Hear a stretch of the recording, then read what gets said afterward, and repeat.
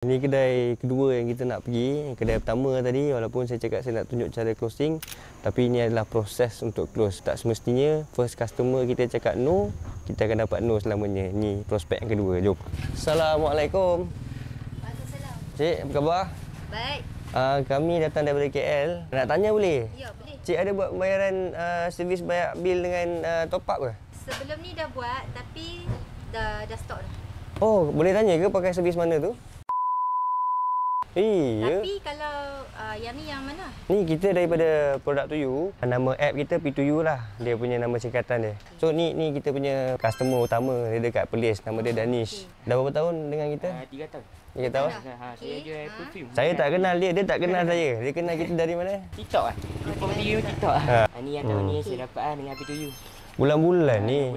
Bulan-bulan kak. Dia buat berapa pendapatan? Alhamdulillah berdapat RM10,000 lah. Sebab saya jual perfume. Okey, kita ada bil juga kan. Bil macam biasalah, top up semua macam biasalah ni, tak payah cerita lah. Tapi kalau yang paling best ni dekat sini kat marketplace ni, macam-macam jenis kedai dah. Kita ada perfume semua kalau akak letak kan. Macam okey.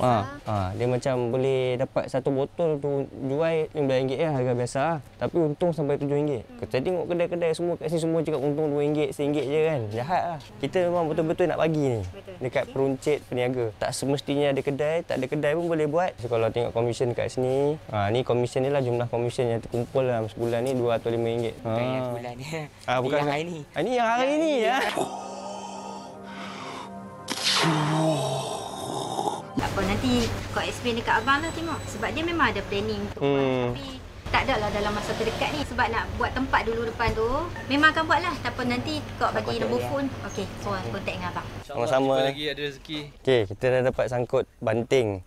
Tapi masih belum close sebab ini still part of the process. Kalau yang first tadi berminat tapi masih sedikit jauh, ni kita rasa dia punya progress dia adalah 70%.